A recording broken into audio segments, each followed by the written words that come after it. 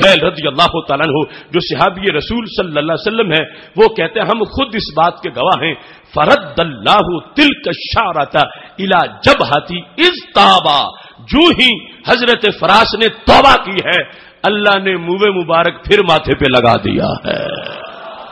اب دیکھو کتنا بڑا انقلاب، فساد کے بعد اصلاح، اور یہ ہے اصلاح، اور عقیدے کی اصلاح اصل اصلاح ہے جس پر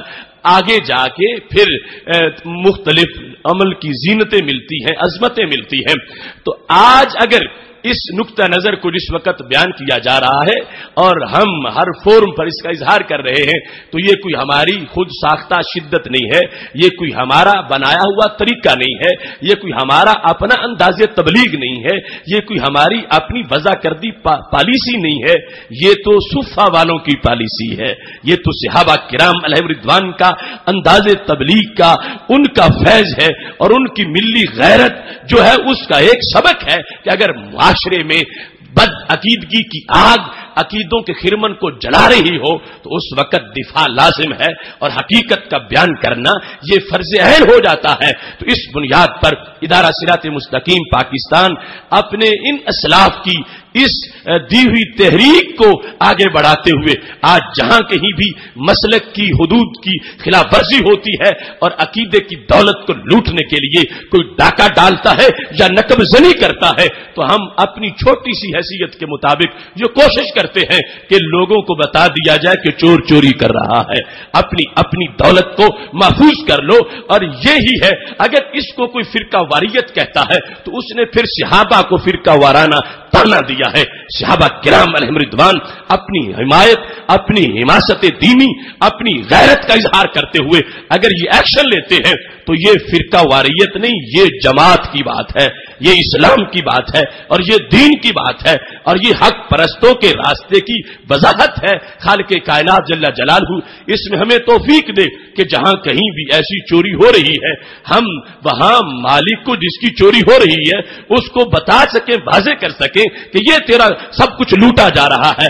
کہ جس سے بڑی کوئی چوری نہیں ہو سکتی۔ اگر ایمان ہی لٹ جائے تو پیچھے رہ کیا جائے گا؟ تو اس بنیاد پر خارجیت کا دفاع اور رافضیت کے مقابلے میں دفاع یہ شروع سے صحابہ کرام علیہم رضوان کے مشن کا حصہ ہے۔ حضرت ابو طفیل رضی اللہ تعالیٰ عنہ کی تبلیغی کوشش کامیاب ہو گئی، اگرچہ خارجیت ایک بولا پن ہے مگر سنت سے بڑی کوئی صحت نہیں ہے، قرآن سے بڑی کوئی شفا نہیں ہے، اور جس وقت دلیل سے بات کی جاتی ہے تو آج بھی اللہ کے فضل سے بہاریں آتی ہیں، دلوں کے داغ مٹ جاتے ہیں، اور اللہ اپنے ابر کرم سے خوشبو میں عطا فرما دیتا ہے۔ محتشم سامعین حضرات، اب یہ خارجیت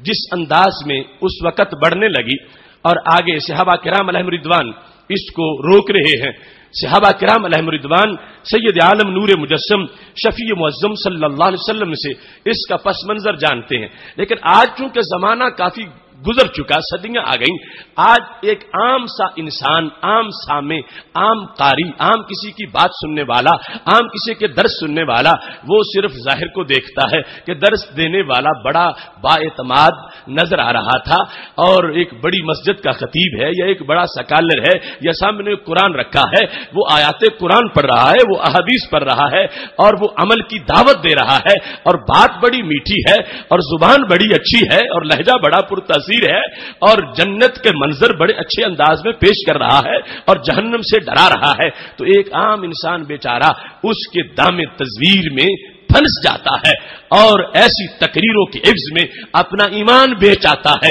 اور اپنے عقیدے کی بولی لگا دیتا ہے۔ تو اس واسطے چونکہ زمانہ بیچ میں آ گیا تو جو کچھ صحابہ کرام علیہم رضوان نے ہمیں علامتیں بیان کی وہ ہم لوگوں کے سامنے بتائیں، ان کو پڑھائیں، ان کو سکھائیں، تاکہ پتہ چلے ہر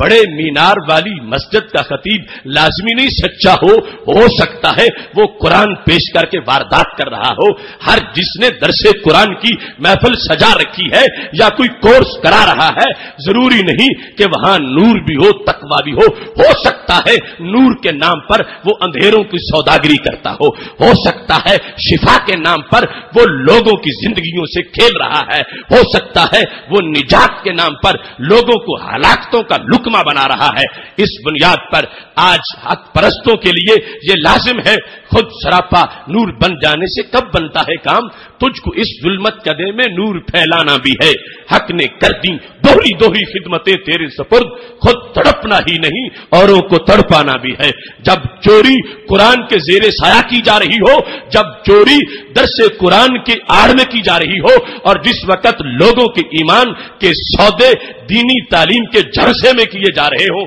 تو اس وقت سونا جنگل، رات اندھیری، چھائی بدلی کالی ہے، سونے والوں جاگتے رہنا چوروں کی رکھوالی ہے۔ آنکھ سے کاجل صاف چرا لیں یا وہ چور بلا کے ہیں، تیری گٹھڑی تاکی ہے اور تو نے نیند نکالی ہے۔ اس واسطے بیدار ہو کے اپنا سفر زندگی طے کرنا ہے، خود بھی بچنا ہے اور لوگوں کو بھی اس برائی سے محفوظ رکھنا ہے۔ اس سلسلہ میں سید عالم نور مجسم شفیع معظم صلی اللہ علیہ وسلم کے پاس وہ شخص جس نے جا کے تبلیغ کی تھی، اس کی تبلیغ اور اس کا جو انداز بخاری شریف اور دیگر مقامات پر لکھا ہے، اس کا ایک منظر سامنے رکھیے۔ وہ شخص کیسا تھا؟ بخاری شریف جلد نمبر 1 صفحہ نمبر 472 پہ لکھا ہے کہ وہ شخص رجل غائر العینین، اس کی آنکھیں اندر دھنسی ہوئی تھیں، مشرف الوجنتین، اور رخسار اور گال بڑے بھارے تھے، ناتل جبین، اور اس کا جو ماتھا تھا وہ اٹھا ہوا تھا، علیہ صوبان، یہ مسند امام احمد میں اس کی علامت ہے، علیہ صوبان ابیضان، اس نے سفید کپڑے پہنے ہوئے تھے، بین عینیہ اثر السجود، آنکھوں کے درمیان سجدوں کا نشان موجود تھا۔ اب دیکھو کتنا بظاہر تقوی، ماتھے پر سجدوں کی محراب، اور دل کیسا؟ بیڑیوں سے بھی زیادہ تاریک تر۔ سید عالم نور مجسم شفیع معظم صلی اللہ علیہ وسلم کے پاس جا کر وہ تبلیغ کر رہا ہے، تو اس کا مطلب کیا بنا کہ پتہ چلا خارجیت کی ایک علامت یہ بھی ہے کہ تبلیغ وہاں کرتے ہیں جہاں تبلیغ کی گنجائش نہ ہو۔ اب بظاہر تو یہ بات اچھی ہے نا، کسی کو کہیں اے دل عدل کر، کسی کو کہیں اتق اللہ، خدا سے ڈر، اچھا پیغام ہے، مگر یہ اس پر حضرت عمر نے تلوار کیوں نکال لی؟ اس پر نبی علیہ السلام کو غصہ کیوں آ گیا؟ کیوں؟ تبلیغ وہاں کرتا ہے جہاں گنجائش تبلیغ کرنے کی نہیں ہے۔ اب یہ کہنا کہ عدل کرو اللہ کے نبی، تو اس سے یہ ثابت کیا نا پہلے تم نہیں کر رہے، اب کرو،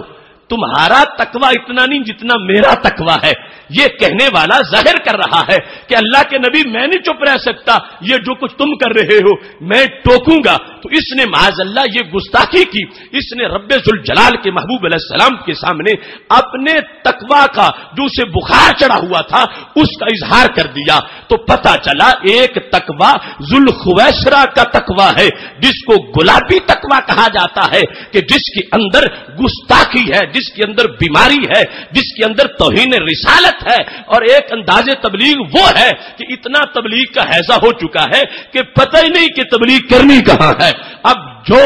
اپنے ولادت کے بعد حضرت سیدہ حلیمہ رضی اللہ تعالی عنہا کا دودھ پیتے وقت بھی اپنے بھائی کا حصہ چھوڑ دے، اب اعلان نبوت کے بعد انہیں عدالت کے مشورے دیے جائیں تو یہ توہین نہیں تو اور کیا ہے۔ اس واسطے سید عالم نور مجسم شفیع معظم صلی اللہ علیہ وسلم نے فرما دیا، میں یادل اذا لم عادل ویحک او ویلک، تباہ ہو جائے تو، مجھے تو کہتا ہے کہ میں عدل کروں، اگر میں نے نہیں کیا تو پھر کر کون سکتا ہے؟ تو سید عالم نور مجسم شفیع معظم صلی اللہ علیہ وسلم نے یہ جو آگے سے بات کی، اور حضرت خالد بن ولید یا حضرت عمر رضی اللہ تعالیٰ عنہ نے جو تلوار پکڑی، تو اس میں واضح کر دیا کہ ضروری نہیں کہ جو اچھی بات کر رہا ہو وہ سچا بھی ہو، ضروری نہیں کہ جس کے لفظ اچھے ہیں اس کی کا انداز اور نیت نیت بھی صحیح ہو. اب دیکھو آج بھی ایک جماعت ایسی ہے کہ جس کی تبلیغ کا وہی انداز ہے